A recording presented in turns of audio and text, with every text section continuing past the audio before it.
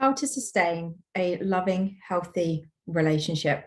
That is what I'm going to be talking to you about today. So for those of you that are new, my name's Natalie, and this is As the Pennies Drop. And this channel is all about creating a life you love, deserve, and desire. I am a conscious manifestation coach and a neurotransformation therapy practitioner, and I provide a variety of one-on-one and group coaching solutions to guide you into creating the life that you've always dreamt of, to become the person that has limitless beliefs, not limiting beliefs, to release disempowering thoughts and traumas from you so you can manifest your heart's content and, like I said, get that life that you all deserve. So if you'd like to find out more, then please click on the link below. Okay, how to sustain a loving, healthy relationship. That's what I'm going to be talking to you about today. So this actually, I studied quite a bit to prepare for this particular video, and it reminded me a lot of me in my past relationships, so kind of what not to do again.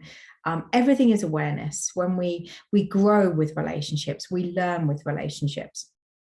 So when I can look back and I can see, wouldn't do that again. This is how I choose to show up in a loving relationship now. And what do I mean by that? And how is what I'm going to share with you going to sustain a loving, lasting relationship? Well, when I was in my last relationship, 95% of the time I was in a state of fear. I felt very insecure. I felt like I needed to kind of control the direction of it. Not necessarily the person, but the direction of the relationship. I felt a negative attachment to needing that relationship and for it to be a particular way,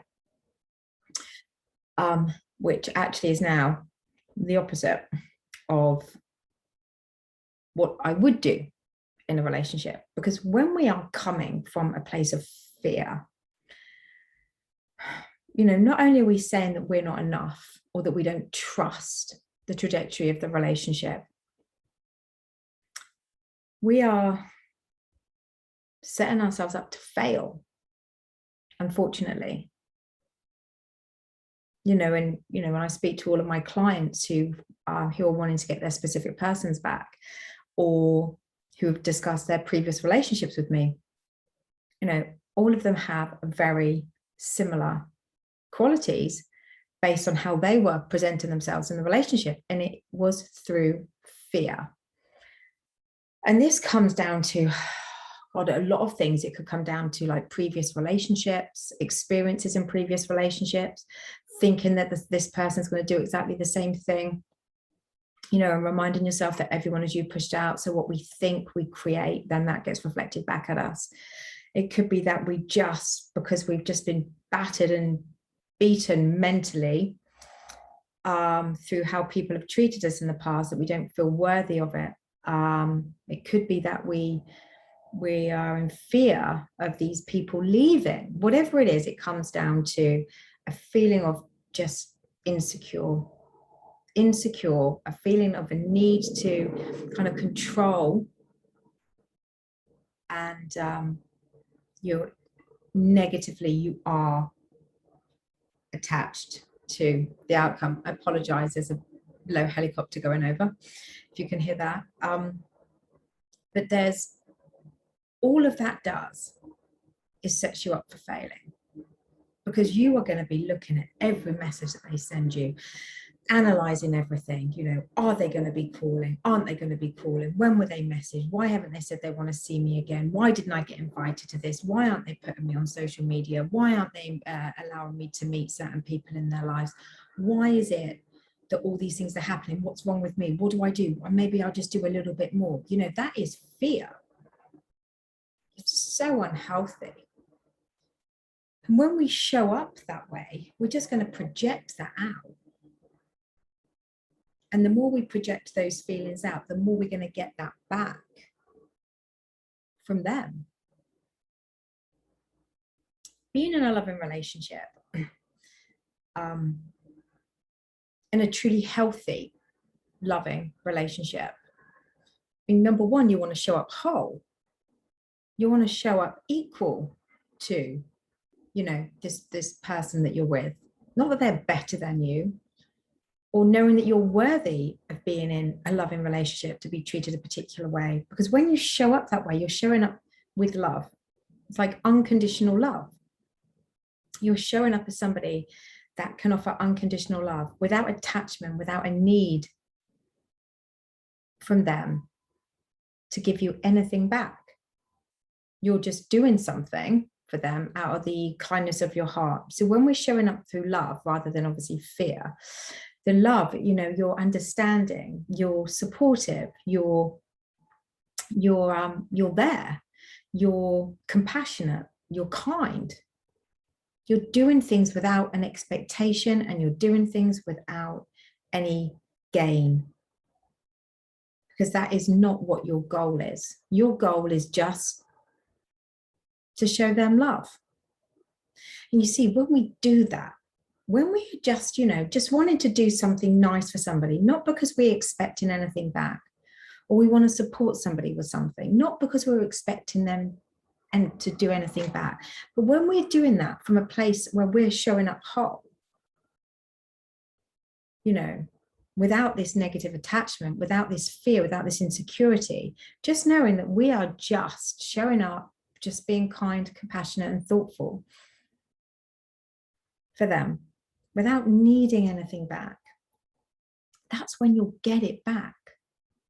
And it's not you're going to do it to get it back, but that's when your relationship will flourish, because you'll be showing up as love. You'll be growing. All of your relationships in your life will be so completely different, because you won't have a need for people to do something for you in return anymore. There won't be an agenda. And again, this is something that I have seen with some of my clients, is that they have such expectations in their relationship or with the person that they want to be in a relationship, that it is coming across as negative attachment, of fear, of insecurities, of not feeling enough. But if we are showing up whole, like doing the self-concept work, and when we're in this loving relationship, we can just love without a need for them to do anything back, without a need to gain anything. We're creating the space for them to just naturally love us back in return. How simple and easy does that sound? It's not what I did, because I was showing up not whole. I was showing up as somebody that, you know, I needed this to understand that this is why he wanted me, or I needed him to do this, then I would know that I was enough, or I needed him to show me, to let me in this particular way, so then I would feel more secure.